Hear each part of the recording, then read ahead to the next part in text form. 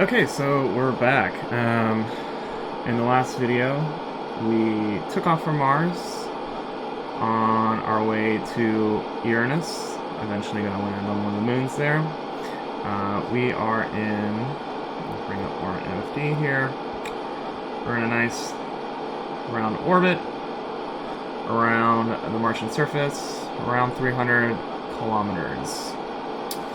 We are getting ready for our burn to take us to Uranus over here. And before I go any further, I just kind of wanted to make a quick note. In my last video, I mentioned or joked a few times about me not being very good at this, and it is true. I've only been playing Orbiter for about a month, and I've learned a ton in that time, but my point isn't to be self-depreciating. Rather, my point is I want people to see that you don't have to be an expert to be able to do cool stuff in Orbiter. I've managed to fly to every planet in the solar system.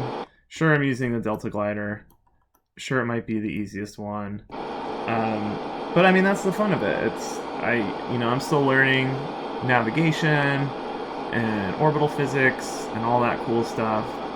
And it's just still very rewarding to fly out and see some cool sights and land on moons billions of miles away.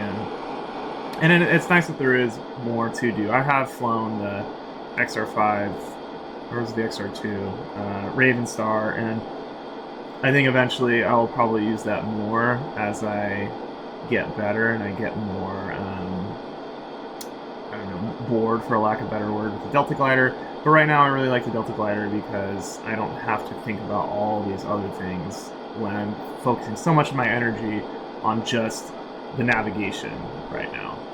So anyways, I just wanted to mention that real quick. Let's get back to business here. So I'm just gonna get into prograde. It just helps me orient myself. It's not really necessary. Let's see what we need to do though. So just give me a second to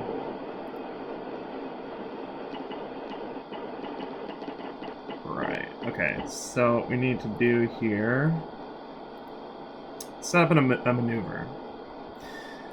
So go to maneuver mode, turn that on. So actually, this has thrown me off a few times, so I'm going to make a point of this. So what I used to do is, I'll just enter in the prograde, right? But what I used to do is I'd enter in this number over here. Well, you probably can't see my cursor. I noticed in the last video that this video recording software isn't showing the cursor, so I'll have to be more vocal about what I'm doing. But anyway, so if you look on the right MFD, there is the it says this Holman delta V is 8.5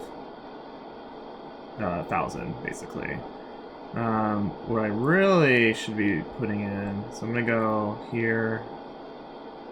It's actually the delta V that's listed on the bottom of your escape plan, so it's only 6.9 thousand. That's a big difference. I don't know what this is referring to over here. Maybe that's like an ideal scenario. Oh, and then actually, it might be this one on the bottom right where it says total delta V. I think that's what I was actually putting in.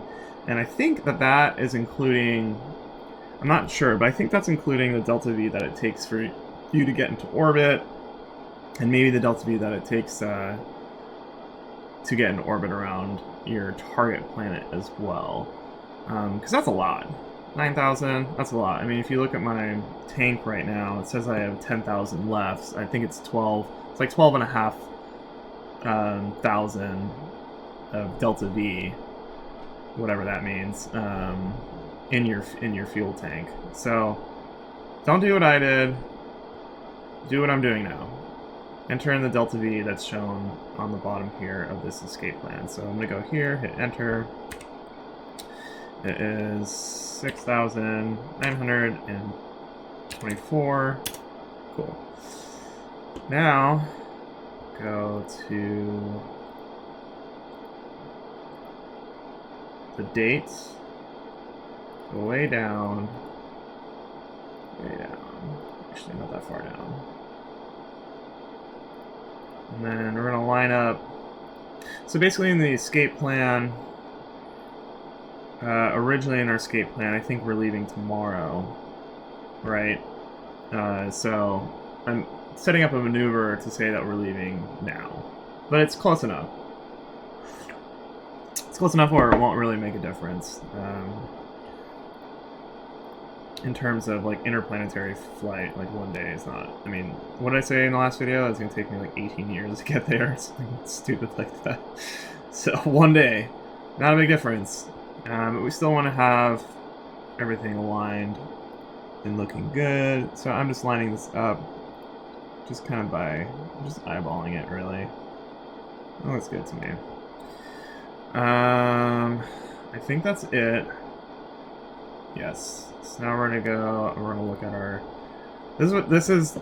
I think the best thing about TransX is this target guy here. This makes it super helpful. The worst thing about TransX is that it's actually super inaccurate. I've heard that IMFD is more accurate, but I've spent so much time learning TransX that I just really haven't gotten around to learning IMFD yet. Maybe I'll probably get there eventually, but right now it's nice to just like feel good with TransX. So anyways, our burn is in 800 seconds, so we're gonna warp ahead to get closer.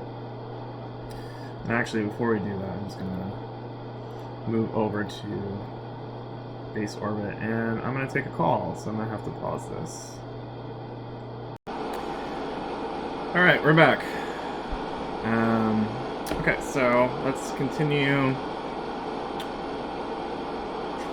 getting closer to our burn time. So I like to, this auto center autopilot is nice, but it takes a really long time to find its target, so I try to get as close as possible before I activate it. So that's what I'm going to do. Just kind of get in the ballpark because we still got some time to kill here. Oh shit, okay. Turn that on. And I definitely overshot the time acceleration. But that's okay. We're gonna live. So we're burning. Yep. Actually, I like to turn on these lights. Because then I can see my ship when it's really dark like this. Yeah. So we're gonna burn till that delta V over here on the left MFD, and the target gets down to 0. I'm not going to do any more than 10 times time acceleration, but I'm going to use that because this will take a pretty long time. 6,000, that's a lot. You see that green circle on the right starting to expand.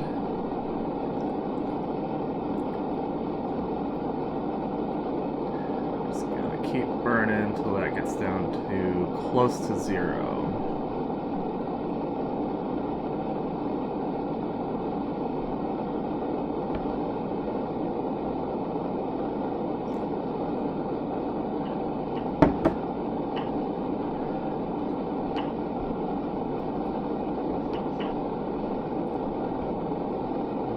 Kill engines. 3, 2. And I'm gonna turn that off. Sounds like I overshot it a tad, but that's alright. Let's go back to maneuver. Turn that off, and we'll see our actual encounter. Looks pretty good to me. So now, let's make sure our autopilot's off. We've used almost half of our fuel. It's pretty good. Now we just need a coast. Actually, I am going to turn off the strobe because that's kind of annoying when you're doing a time acceleration. Yeah, that's better. There's Mars. Just kind of take a moment to check out how cool that is. Little polar ice caps on the top there. Pretty sweet. You can see one of the moons floating. Which one is that? Phobos. Oh, and Deimos is over there. Yeah. We're on our way. I also like when I go to the outer planets, I kind of just take a moment to look at the sun before we leave. Because when you go out in the outer planets, it just looks like a regular star. It really just kind of emphasizes how far you're traveling. It's like an unfathomable distance.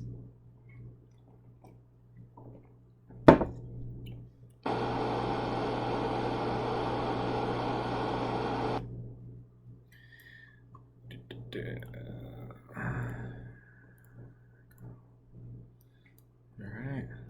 See you later, Mars.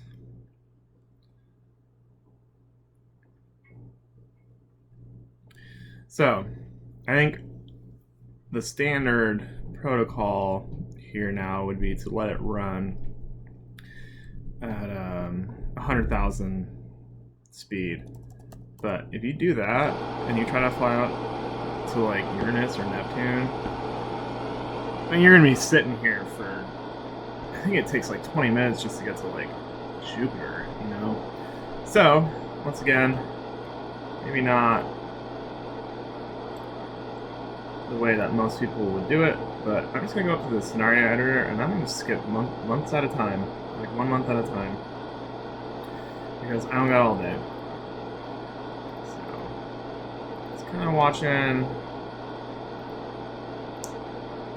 There's just so many like gravity sources and perturbations going on that the minimum altitude and your inclination and all that, it's gonna vary quite a bit until you get to, I don't know, the last half, even less than that. So as long as I'm within the ballpark here, 10 gigameters,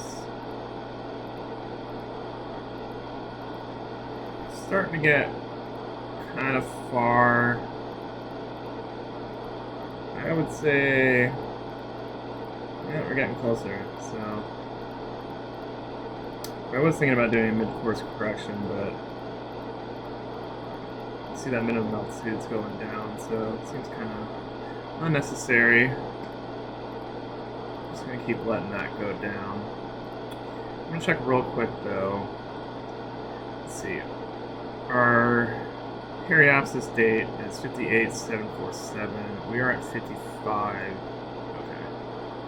I want to, about 100 days out, make sure that our inclination and our longitude of ascending node is going to be as close as we can to our final destination, which will be one of the moons of Uranus. So we still got some time. And the altitude. I'm gonna set up the altitude to be just slightly. Basically, I want to orbit that's just slightly higher than our final destination.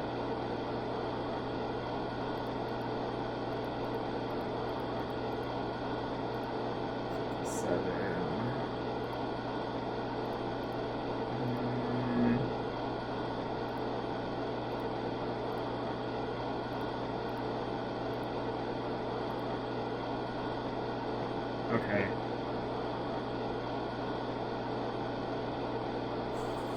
I think let's just go ahead and do a mid-course correction right now. So I mean, usually I'll do one a lot earlier, but then I end up doing a few of them. So This is kind of new. I'm just getting a little sketched out about being this far out. So first thing, this isn't really necessary, but I like to switch the orbit HUD to Uranus. Just helps me get oriented. But let's go back to TransX. And we're going to turn maneuver mode on. And then we're just going to play with some variables. So first we'll set the date a few minutes ahead of time. 80.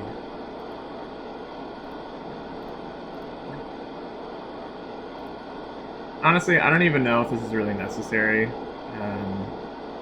Because when you're this far out, let's see, 58, 750, so yeah, we're like 1,000 days still from getting there. So a few minutes doesn't matter. But anyways, that's just what I did. So we're gonna roll with it. So actually, before we do this, we should probably decide on where we're going, right? So let's look at, we'll go back here. Let's get our options. Go to target, celestial bodies. So I've been to Oberon and Ariel. Let's see what we got. This one.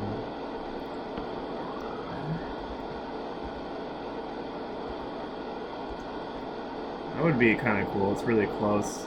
You get like a nice view of. Yeah, let's just do this. Okay. So the important numbers to look at here are the altitude. So this is actually really nice because the periapsis and apoapsis are basically the same. So we just want to have an altitude, our minimum altitude over on the right there needs to be higher than 165. We want to keep it relatively close. And then the inclination is 97.82 degrees, and LAN is 167.64. So this is interesting. So Uranus is really interesting because most planets, their moons are closer to equatorial orbits, but Uranus is like, they're almost polar. So that makes it hard. In the past, I messed up because I would just pay attention. I wasn't paying attention to the land. I would only pay attention to inclination, because when you're shooting for an equatorial orbit, the land isn't that important. The closer you get to the equator, the longitude of the ascending node, I mean, if you're off by a little bit, it's not going to take much to get your relative inclination down to 0, a couple of degrees maybe. Now, when you're in a polar orbit, that LAN becomes super important, super important. If you can kind of visualize that you're going, you know, your ascending and descending nodes can be at any point on the equator if you're going in a polar orbit. And so the first time I flew to Uranus, when I was trying to go to Ariel, I got the right inclination, but the land was completely off, and in order to get my relative inclination equal, it was something crazy. It was like 200 degrees off or something like that. Last night when I flew to Oberon, I got it about 40 degrees, which is reasonable. With the 200, plane changes are really expensive, and when it was 200 something, 215 I think degrees off, I mean, I'd have to go in the scenario editor and add fuel into my ship. It just wasn't impossible to do it. But with 44 or 40, whatever it was, degrees, I had enough fuel to make it there. So I'm not exactly sure if there's any way to get it closer, but I think that's about as close as we can get. So we're gonna find out though. Maybe the moons are different. Okay, so that's the plan. Let's figure this out. So 165. Actually, because I'm going to forget. I'm going to open up an external MFD. There we go. I need that info. Very important. Okay, cool. So let's try prograde first.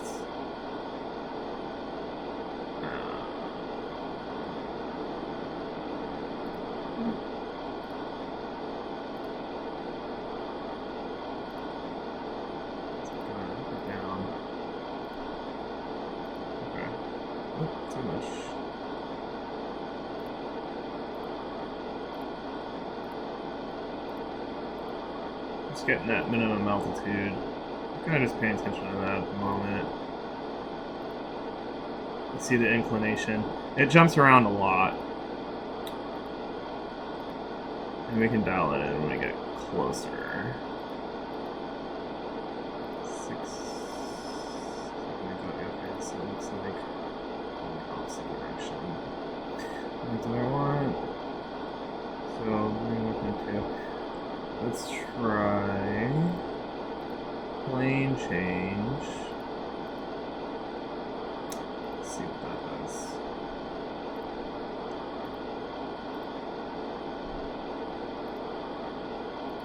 Oops, I was looking at the wrong number. There you go.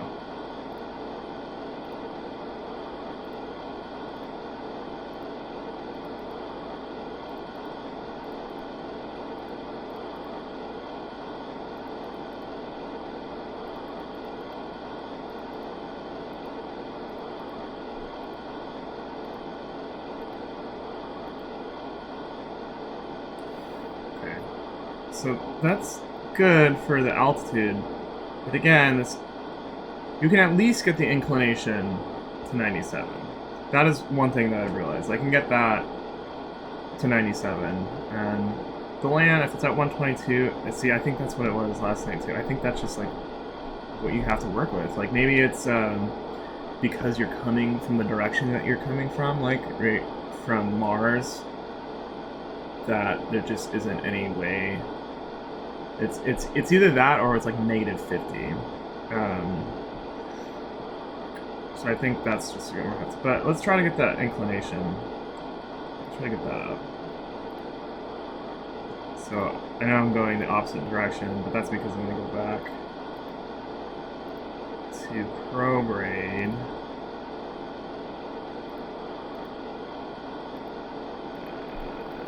Yeah. See that? So now I'm taking some away, and it's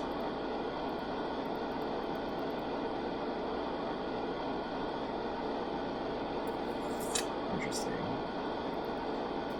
I might have to do some outward velocity too, but let's just see what happens here.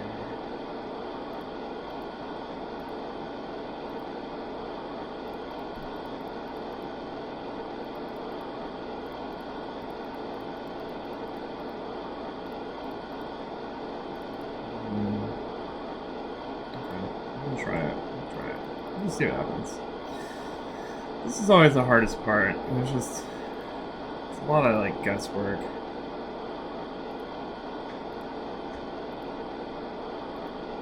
It seems to be doing something.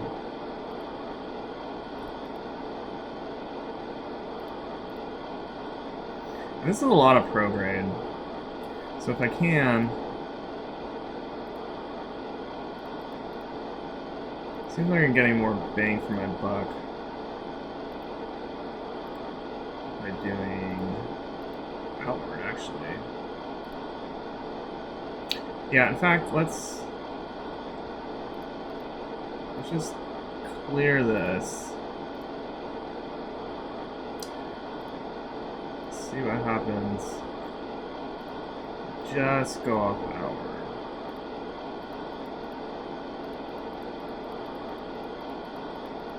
Was it like 300 something? Probably should have. Yeah, this seems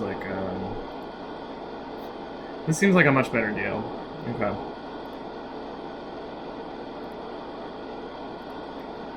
Oh, see there it is. So now The land is at negative 57. That's what I was talking about. Okay. And I think the solution to that is by basically gonna keep going here. Well, I thought if I had to come on the other side.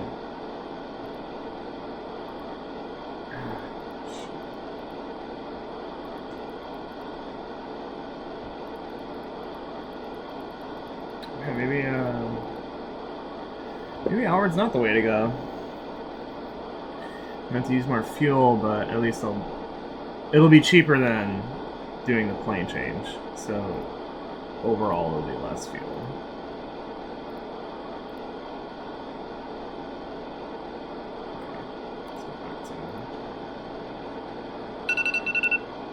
Prograde.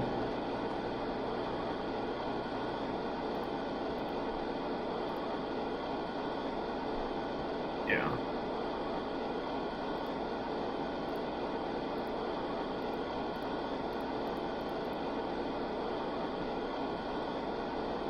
Interesting. I mean, I could even do, like, yeah, it's a few hundred megameters off, but I still think that coming in at this altitude and having the inclination and the land where it is will be more fuel efficient than if these two are off. Plane changes are just so expensive. Because all I'd have to do basically is just burn a little bit, prograde or retrograde, and like coast to the planet. So let's give that a shot. I'm going to pause this video here. We'll start up the next one with the burn and then see how that goes.